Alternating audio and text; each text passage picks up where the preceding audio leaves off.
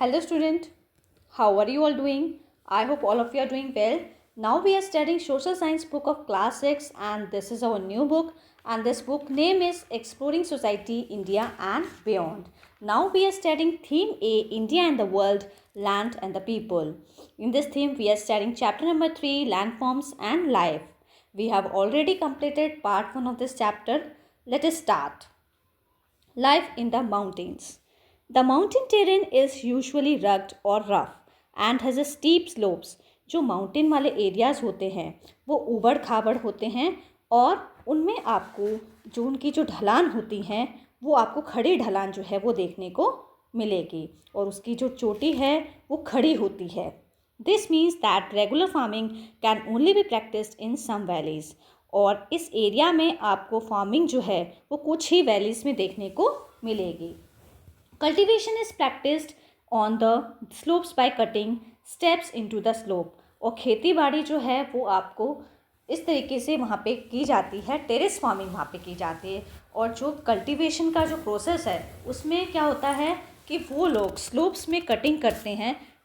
जो पहाड़ होते हैं उनको स्लोप्स में कटिंग करते हैं one by one. It means वो स्टेयर्स बनाते हैं, माउंटेन के स्टेयर्स बना के उस वाले एरिया पे वो लोग क्या करते हैं, फार्मिंग करते हैं. फिगर 3.5 में आप देख सकते हैं कि किस तरीके से जो है वो टेरेस फार्मिंग की जाती है. ये वाला एरिया जो है ये शो किया गया है, ये इन्होंने स्टेयर्स बनाए हैं. इस वाले एरिया में आप देखिए ये स्टेयर्स बनाए, ये स्टेयर्स इस तरीके से स्टेयर्स बनाते हैं वो लोग माउंटेन वाले एरिया में और फिर इस पर फार्मिंग की जाती है. Terrace farming in north India, ये आपको टेरेस फार्मिंग जो है नॉर्थ इंडिया में देखने को मिलेगी. फर्स्ट मैं आपको ये बता देती हूँ कि टेरेन क्या होता है. A piece of a stretch of a land from the point of a view of its physical features. It means land जो है वहाँ पे जिस तरीके से उन्होंने मतलब कि जो एरिया तैयार किया है खेती के लिए उसके फिजिकल फीचर्स को देखते हुए उन्होंने उसको तैयार किया है. इसको हम बोलते हैं टेरेन. इट मीन्स जो उन्होंने वहाँ पे स्लोप्स बनाए हैं वो सीढ़ी नुमा बनाए हैं. सीढ़ी नुमा खेती होती है वहाँ पे. स्टेयर्स स्लोप्स को कट करके स्टेयर्स में उस पर खेती की जाती है, उसको बोलते हैं हम terrain. This is called terrace farming. और इसी को हम टेरेस फार्मिंग कहते हैं, जो स्लोप्स काट के स्टेयर्स बना के उस पर कल्टिवेशन किया जाता है, खेती बाड़ी की जाती है. In many mountainous regions of the world herding is the preferred occupation over agriculture. और आप देखेंगे जो लोग माउंटेनस रीजन्स में रहते हैं दुनिया के अंदर वो लोग ऑक्यूपेशन जो है वो कौन सा ऑक्यूपेशन सबसे ज़्यादा प्रेफर करते हैं, वो लोग सबसे ज़्यादा हर्डिंग वाला ऑक्यूपेशन सबसे ज़्यादा करना पसंद करते हैं as compared to agriculture. Agriculture जो है ये ऑक्यूपेशन लोग कम करना पसंद करते हैं क्योंकि इसमें बहुत मेहनत लगती है. ठीक है, क्योंकि उनको स्लोप्स बनाने पड़ते हैं कटिंग करके पहाड़ों के. तो इस वजह से वहाँ के लोग जो हैं हर्डिंग जो ऑक्यूपेशन है उसको ज़्यादा करना प्रेफर करते हैं. हर्डिंग मीन्स होता है पशुपालन. वैली क्या होता है? A lower area between hills or mountains often with a river or stream flowing through it. इसका मतलब यह है दो पहाड़ों के बीच कोई नदी बह रही है उसे हम वैली कहते हैं. Tourism is often an important source of income for the people living in the mountains. तो जो टूरिज़्म क्या होता है? टूरिज़्म होता है जो लोग वहाँ रह रहे हैं.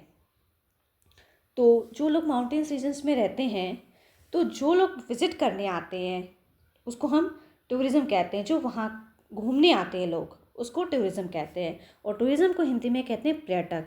जो पर्यटक वहाँ पे घूमने आते हैं तो वो वहाँ पे स्टे करते हैं और वहाँ मतलब कि बहुत सारी चीज़ों को ख़रीदते हैं. तो जो वो चीज़ ख़रीदते हैं उसी से क्या होती हैं, उनकी इनकम होती है जो लोग माउंटेन रीजन्स में रहते हैं. The crisp mountain air and scenic beauty attract many tourist. और माउंटेन्स की जो हवा होती है, शुद्ध हवा, और उस में बहुत उसके एनवायरनमेंट में बहुत भीनी भीनी खुशबू आती है और जो उसकी ब्यूटी जो है उसका जो व्यू है वो टूरिस्ट लोगों को बहुत ज़्यादा आकर्षित करता है. Some tourist also go to the mountains for sports such as skiing, hiking, mountaineering and paragliding. बहुत सारे टूरिस्ट जो हैं माउंटेन्स में स्पोर्ट्स पर्पज़ से भी जाते हैं. स्पोर्ट्स खेलने के लिए भी जाते हैं, जैसे कि स्कीइंग। स्कीइंग क्या होता है? स्की बांधकर बर्फ़ पर चलने या फिसलने वाला एक खेल होता है। हाइकिंग क्या होता है? हाइकिंग मीन्स पैदल यात्रा करना। ओके, नेक्स्ट है माउंटेनियरिंग। माउंटेनियरिंग क्या होता है? पर्वतरोहण, जिसमें आपको पहाड़ों पर चढ़कर जाना है। पैराग्लाइडिंग मीन्स उड़ के आप वहाँ पे या उड़ के जा रहे हो उस वाले एरिया में, उसको पैराग्लाइडिंग कहते हैं। For many centuries people have also travel to these uplands for pilgrimages to the holy sites. और कई सदियों से लोग जो हैं माउंटेन एरियाज में तीर्थ स्थल के दर्शन करने भी आते हैं। तीर्थ स्थल जो कि हमारे पवित्र स्थान भी यहाँ पे आपको देखने को मिलेंगे। But an excessive inflow of visitors can also put the fragile mountain environment under pressures. It is often difficult to find the right balance. अब देखेंगे जब ज़्यादा लोग टूरिस्ट जब ज़्यादा आने लगते हैं किसी भी एक पर्टिकुलर एरिया पे, तो क्या होता है उसका जो इन्वायरमेंट होता है उस पर बहुत बड़ा प्रेशर पड़ता है, उस पर बोझ आ जाता है और वो वहाँ का जो माउंटेन इन्वायरमेंट है वो बहुत ज़्यादा कमज़ोर हो जाता है। और तो जो लोग आ रहे हैं और जो वहाँ पे रिसोर्सेज जो उपलब्ध हैं उनमें एक बैलेंस बनाने में बहुत प्रॉब्लम आ जाती है, जिसको हम कहते हैं अनकंट्रोल्ड टूरिज़्म, जिसको हम कंट्रोल नहीं कर पा रहे। ठीक है, तो ये सारी प्रॉब्लम्स जो हैं ये फेस करनी पड़ती हैं। Don't miss out. Bachendri Pal started climbing mountains from a young age and led many women's climbing expeditions. Bachendri Pal जो है उन्होंने यंग एज पे ही माउंटेन्स पे क्लाइंबिंग की थी, क्लाइंबिंग करना शुरू किया था उन्होंने। और उन्होंने बहुत सारे ऐसे क्लाइंबिंग के एक्सपीडिशंस थे, अभियान थे, जिनकी वो लीडर भी बनी हैं। वो बहुत सारे वुमेन के जो क्लाइंबिंग के जो अभियान थे, एक्सपीडिशंस थे, उसकी वो लीडर भी रह चुकी हैं। कौन? Bachendri Pal. She was the first Indian women to climb Mount Everest in 1984। ये पहली ऐसी भारतीय महिला थी जिन्होंने माउंट एवरेस्ट की चोटी पे जो चढ़ी थी 1984 के अंदर, and was awarded Padma Shri the same year. उसी साल, जिस साल वो उन्होंने क्लाइंबिंग की थी माउंट एवरेस्ट की 1984 में, उसी साल उनको पद्मश्री अवार्ड भी मिला था। एंड पद्म भूषण इन 2019, और पद्म भूषण अवार्ड जो है उन्हें 2019 में मिला था। Arunima Sinha lost a leg in an accident when she was 31। Arunima Sinha जो है उन्होंने अपना पैर जो है वो खो चुकी थी जब उनके एक्सीडेंट की दुर्घटना में उन्होंने अपना पैर जो है वो खो दिया था। ऐसे ही मतलब उनके साथ ट्रेजेडी हुई कि उनका जो पैर है वो मतलब कि उनके पैर में बहुत बड़ी मतलब कि दुर्घटना में उनका पैर ही कट गया था। When she was 31, जब वो 31 ईयर्स की थी। With Bachendri पाल्स encouragement and training, Bachendri Pal के मोटिवेशन से उन्हें एक प्रोत्साहन मिला और उन्हें ट्रेनिंग भी ली। She manage to climb Mount Everest in 2013, और उन्होंने माउंट एवरेस्ट की चोटी पर 2013 में वो चढ़ के गईं। And went on to climb to the highest peak of every continent, और वो हर कॉन्टिनेंट की जो हाईएस्ट पीक है वहाँ पे भी उन्होंने चढ़ाई की थी। कि उन्होंने अरुणिमा सिन्हा ने, including Mount Vinson in Antarctica. Mount Vinson जो एंटार्क्टिका है वहाँ पर भी उन्होंने क्लाइंबिंग की है। She was awarded Padma Shri in 2015, और उन्हें 2015 में पद्मश्री अवार्ड भी मिला था। Let's explore These images figure 3.6 on page 50। कुछ इमेजेस जो हैं वो आपको फिगर 3.6 फिगर जो है उसमें शो की गई हैं पेज नंबर 50 पे। Depict a few challenges that people living in the mountains may face. बहुत सारी कठिनाइयाँ, बहुत सारी प्रॉब्लम्स, चुनौतियों को फेस करना पड़ता है जो लोग पहाड़ी इलाके में रहते हैं। Discuss them in groups in the class and right 1 paragraph on each. तो आपको ये प्रॉब्लम जो है, क्या चैलेंजेस उनको फेस करने पड़ते हैं जो लोग माउंटेन एरियाज़ में रहते हैं, इसको आपको ग्रुप में भी डिस्कस करना है क्लास के अंदर, और एक पैराग्राफ भी लिखना है आप लोगों को। Also discuss why despite many such challenges people still choose to live in the mountains. और आपको ये भी डिस्कस करना है कि इतनी सारी चुनौतियों के बावजूद भी जो लोग वहाँ पे रह रहे होते हैं, पीपल स्टिल चूज जो लोग वहाँ पे रहना लोग क्यों पसंद करते हैं, इतनी सारी प्रॉब्लम्स उनको फेस करनी पड़ती है, तो भी लोग बोलते हैं कि हमें यहीं रहना अच्छा लगता है, ऐसा क्यों? तो ये फिगर 3.6 हम देख लेते हैं। Figure 3.6, life in the mountain has definite positives. आप देखेंगे जो लोग माउंटेन एरियाज में रहते हैं तो उनके कुछ पॉजिटिव्स भी हैं, उनको हम देखेंगे। पॉजिटिव इफ़ेक्ट हैं जैसे कि प्योर एयर, जो लोग माउंटेन एरियाज में रहते हैं उनको शुद्ध हवा मिलती है, और वहाँ पे आपको टू दी ब्यूटीफुल सीनरी, और आपको एक सुंदर सा व्यू देखने को मिलता है जो लोग माउंटेनियस रीजन्स में रहते हैं। इस वजह से उनको बहुत अच्छा लगता है वहाँ रहना। इट ऑल्सो इन्वॉल्व्स और पोटेंशियल चैलेंजेस, इसमें आपको बहुत सारे चैलेंजेस भी देखने को मिलेंगे, बहुत सारी प्रॉब्लम्स वो लोग फेस करते हैं, नेचुरली प्राकृतिक तौर पे भी फेस करते हैं और ह्यूमन मेड भी प्रॉब्लम्स फेस करते हैं। इट मीन्स कि उनके लिए अगर वो वहाँ रह रहे हैं तो उनके लिए इतनी फैसिलिटीज़ अवेलेबल नहीं है, ठीक है, जॉब्स की इतनी अपॉर्चुनिटी अवेलेबल नहीं है, इतने सारे ऑक्यूपेशंस नहीं है वहाँ पे। Some of the which are depicted in these pictures, कुछ जो नेचुरल प्रॉब्लम्स हैं उनको, चैलेंजेस को इन पिक्चर्स के अंदर शो किया गया है, उनके बारे में अभी हम डिस्कशन करेंगे। तो फर्स्ट हम देख लेते हैं, फर्स्ट हमारा जो गिवन है वो है फ्लैश फ्लड। तो फ्लैश फ्लड क्या होता है? फ्लैश फ्लड का जो टर्म है वो यहाँ पे डिस्क्राइब किया गया है, ये है फ्लैश फ्लड। फ्लैश फ्लड क्या होता है? A sudden local flood often caused by a cloud burst.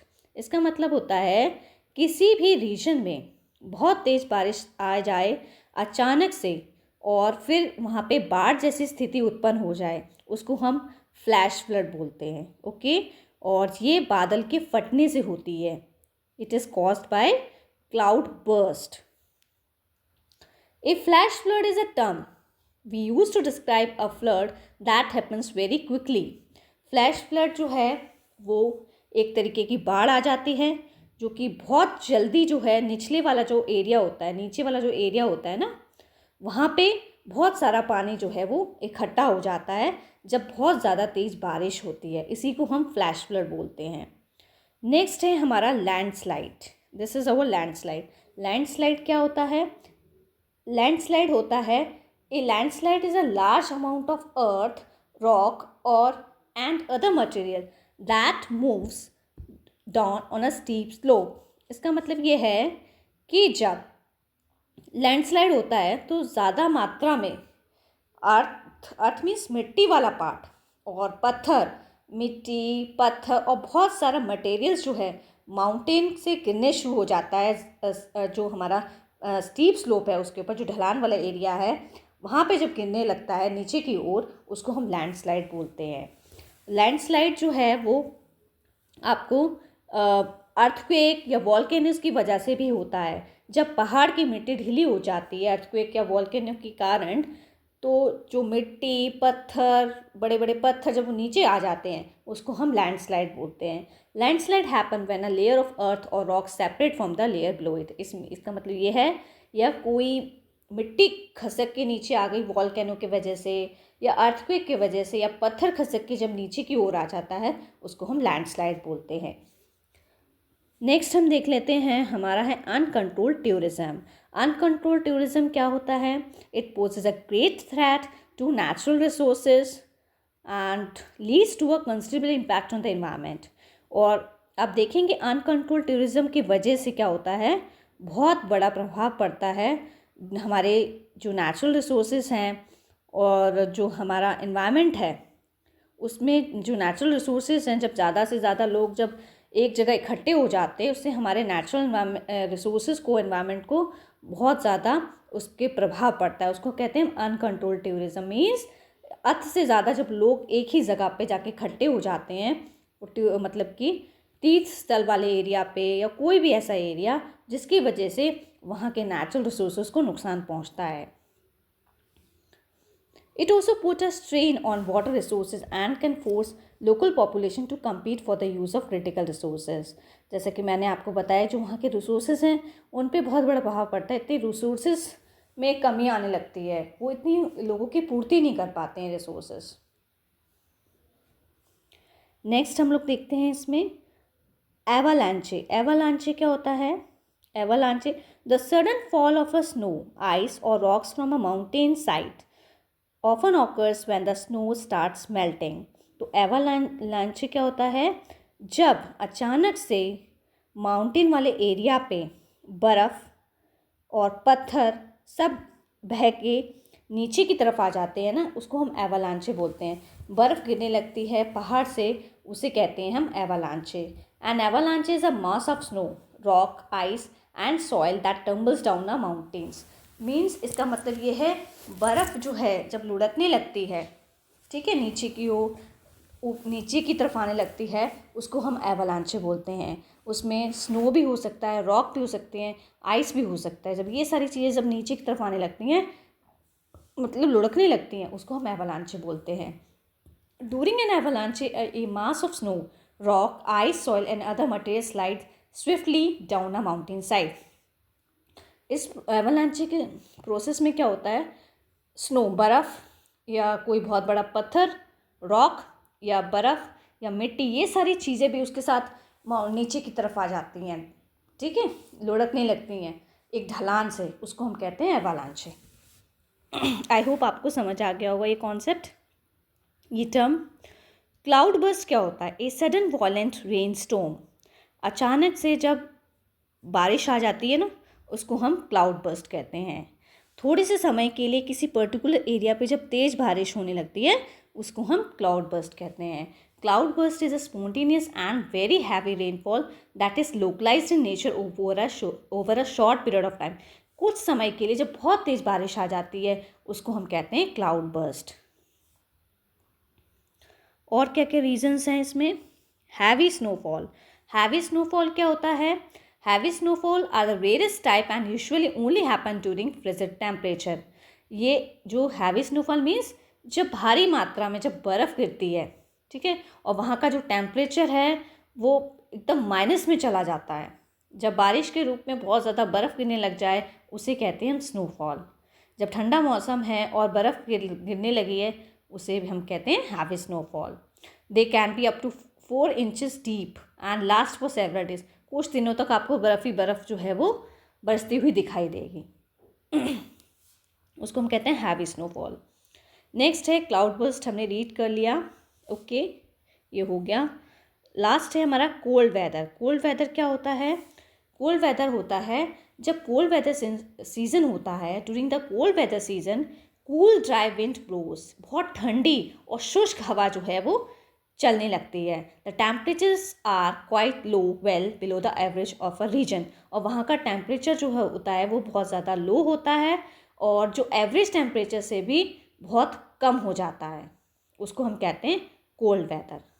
तो ये सारे चैलेंजेस हैं, नेचुरली चैलेंजेस हैं जो फेस करने पड़ते हैं जो लोग माउंटेनस एरियाज़ में रहते हैं. और एक क्वेश्चन और था इसमें कि लोग जो हैं इतने सारे चैलेंजेस के बावजूद भी वहाँ पे रहना क्यों पसंद करते हैं.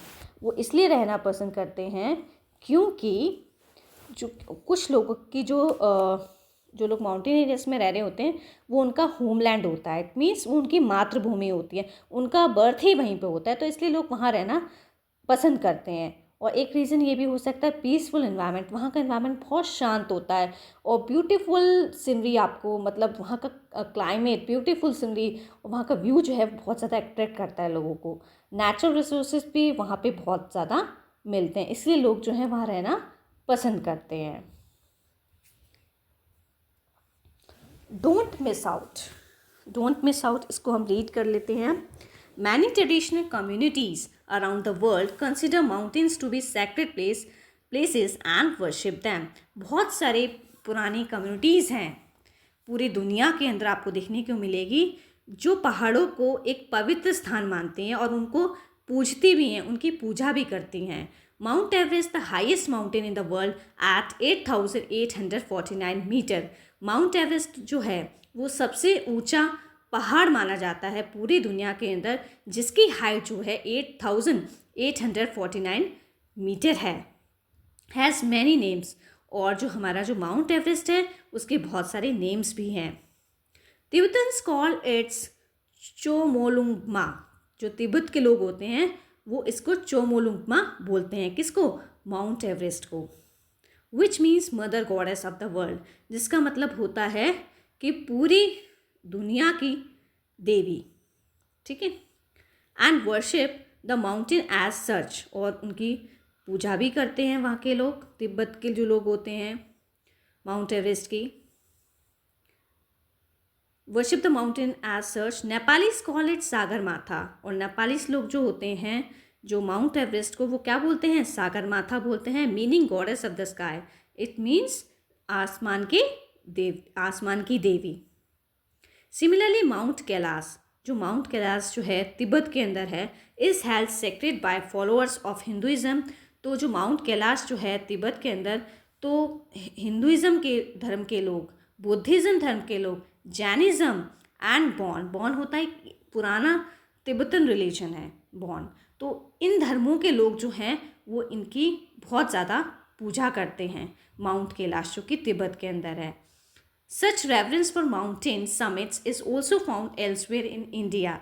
तो इस तरीके से लोग जो हैं माउंटेन के जो समिट्स हैं, माउंटेन की जो पीक है, उनको रिस्पेक्ट देते हैं। और जो माउंटेन्स किसी भी, या तो वो माउंटेन्स आपको इंडिया में अगर देखने को मिल रहे हैं, वहाँ भी लोग जो है माउंटेन्स को की पूजा करते हैं, और या फिर किसी और मतलब कि दुनिया के अंदर कहीं भी अगर आपको माउंटेन्स देखने को मिल जाए तो लोग जो है वो उनकी पूजा करते हैं, उन्हें पूजते हैं माउंटेन्स को, पहाड़ों को।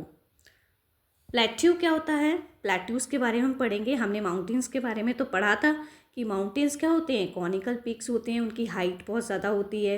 अब हम प्लेट्यूज़ के बारे में पढ़ने वाले हैं। A plateau is a land form that rises up from the surrounding land and has a more or less flat surface.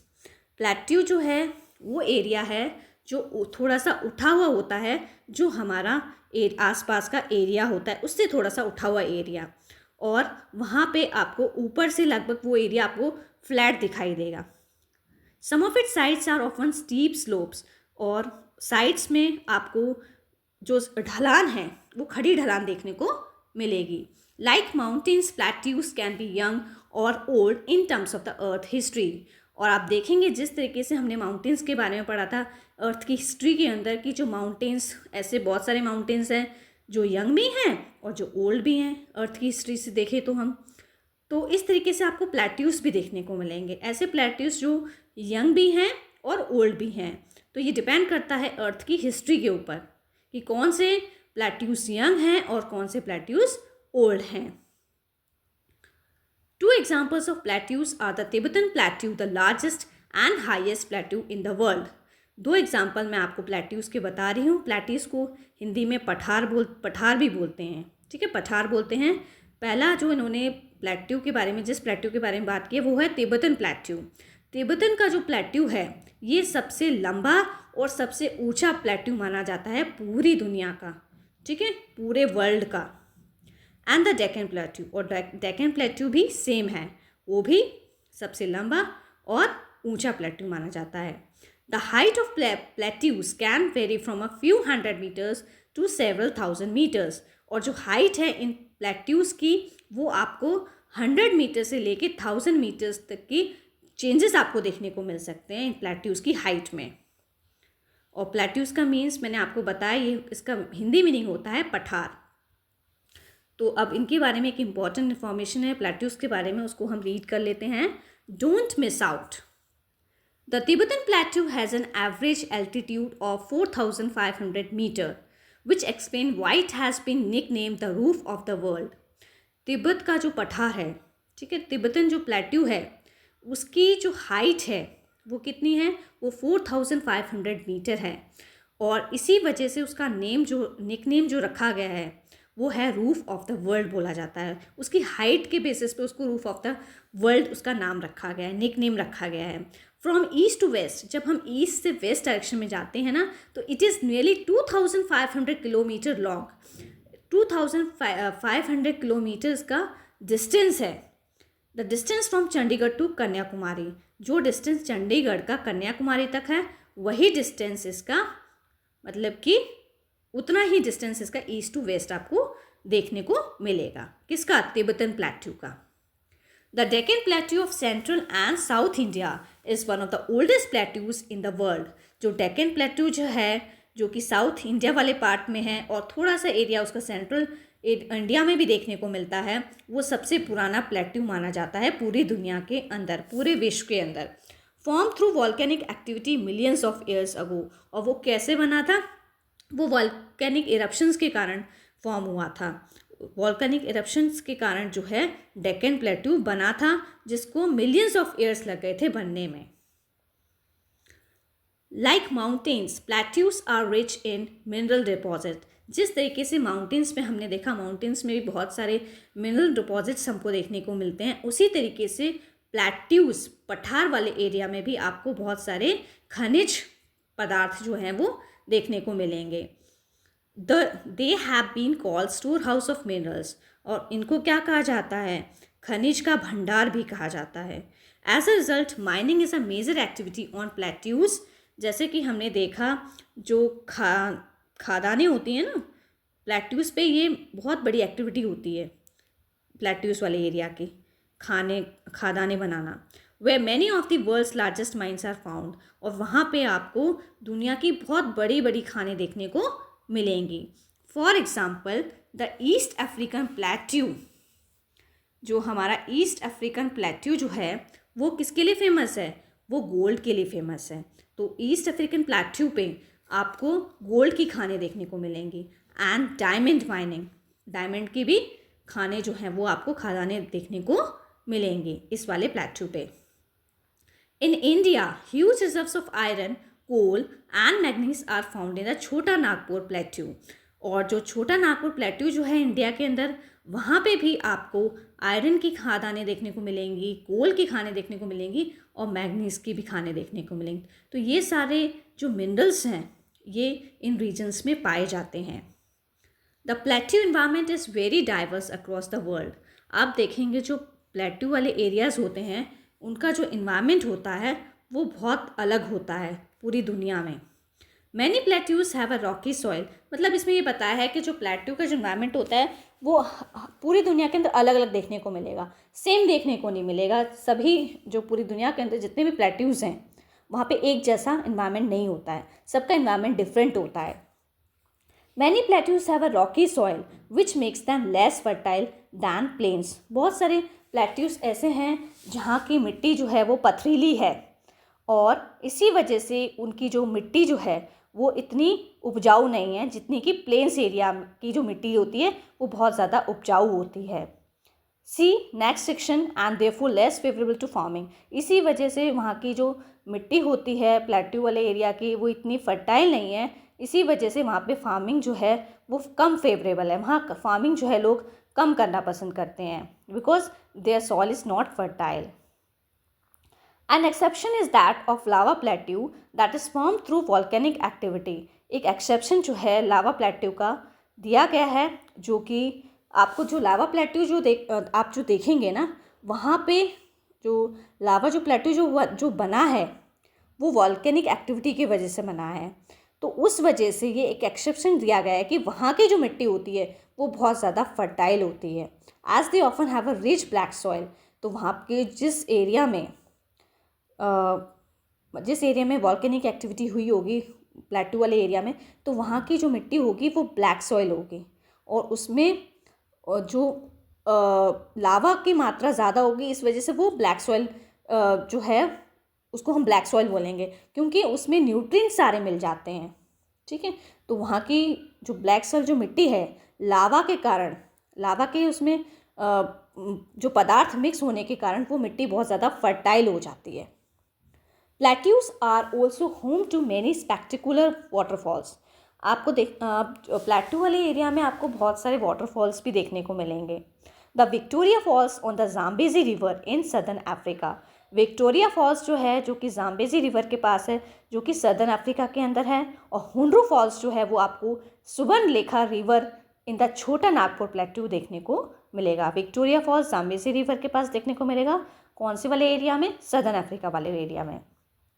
और हुंड्रू फॉल्स जो है वो सुबर्णरेखा रिवर के पास मिलेगा, छोटा नागपुर वाले एरिया में।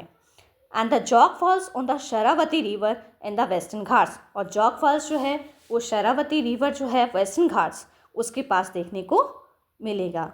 मतलब ये सारे हम वाटरफॉल्स के बारे में पढ़ रहे हैं। ये सारे वाटरफॉल्स आपको डिफरेंट डिफरेंट एरियाज़ में देखने को मिलेंगे और डिफरेंट रिवर के पास देखने को मिलेंगे। Are few such waterfalls the Nohkalikai falls. जो नोहाकालिकाई जो ये फॉल्स है, ये ड्रॉप फिगर 3.7 में शो किया गया है। Nohkalikai waterfalls drop down 340 metres from the Cherrapunji plateau. तो जो नोहाकालिकाई फॉल्स जो है ये 340 मीटर की हाइट से गिर रहा है, जो कि चेरापूंजी प्लेट्यू के पास आपको देखने को मिलेगा, जो कि मेघालय के अंदर है। तो ये मैं आपको शो कर देती हूँ। तो ये है फिगर 3.7, इसमें शो किया गया है, जिसको हम बोलते हैं Nohkalikai falls emerging from the Cherrapunji plateau. ठीक है, ये चेरापूंजी प्लेट्यू में हमें दिख रहा है। और इसकी हाइट कितनी है, इसकी ये जो हाइट है, इसकी हाइट 340 मीटर्स की हाइट से ये वाटरफॉल जो है फॉल कर रहा है। ओके,